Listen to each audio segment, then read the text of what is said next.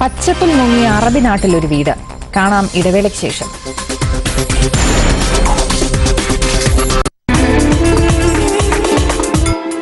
നാടിനെ ഓർമ്മപ്പെടുത്തും വിധം ഹരിത ഭംഗിയിൽ മുങ്ങി നിൽക്കുകയാണ് അറബി നാട്ടിലെ ഒരു മലയാളി വീട്. 30-ലേറെ ഇനം പച്ചക്കറികളും വളർത്തുമൃഗങ്ങളും ഈ വീടിനെ വ്യത്യസ്തമാക്കുന്നു.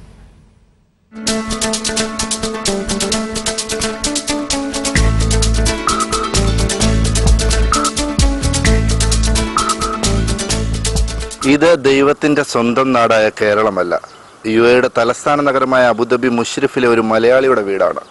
കോഴിയും താറാവും ആടും അടങ്ങുന്ന വളർത്തുമൃഗങ്ങളെ കൂടാതെ പച്ചക്കറിത്തോട്ടവും കൊണ്ട് സമ്പന്നമാണ് ഷാനവാസിന്റെ വീട്. ഇവിടെ എത്തുന്നവർ ഒരു വേള തങ്ങൾ കേരളത്തിലാണോ നിൽക്കുന്നത് എന്ന് സംശയിക്കാൽ തെറ്റു പറയാനാവില്ല.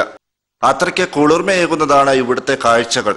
തക്കാളി, വാഴ, മത്തൻ, വഴുതന, പാവൽ തുടങ്ങി ഔഷധ ഗുണമേറെയുള്ള വേപ്പും തുളസിയും അടങ്ങുന്ന വിശാലമായ തോട്ടമാണ് ഇവിടെയുള്ളത്. തിരുവനന്തപുരം തെന്നൂർ സ്വദേശിയായ ഷാനവാസ് 6 വർഷങ്ങൾക്ക് മുമ്പാണ് തന്റെ വീടിനോട് ചേർന്നുള്ള സ്ഥലത്ത് ചെറിയ തോതിൽ കൃഷികൾ ആരംഭിച്ചത്. എന്നാൽ കൂട്ടിന് ഭാര്യയും മക്കളും കൂടി ഇറങ്ങിയതോടെ കൃഷി കൂടുതൽ വിപുലപ്പെടുത്തുകയായിരുന്നു. ചെടികൾക്ക് പൂർണ്ണമായും ജൈവവളം മാത്രമാണ് ഉപയോഗിക്കുന്നത് എന്ന് ഈ കർഷകൻ പറയുന്നു.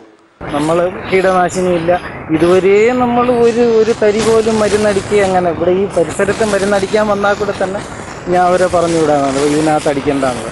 ചുട്ടുപൊള്ളുന്ന മരുഭൂമിയിൽ വിളവിന്റെ 100 മേനി കൊയ്ത് മറ്റുള്ളവർക്ക് ഒരു മാതൃകയാവുകയാണ് ഈ ചെറുപ്പക്കാരൻ.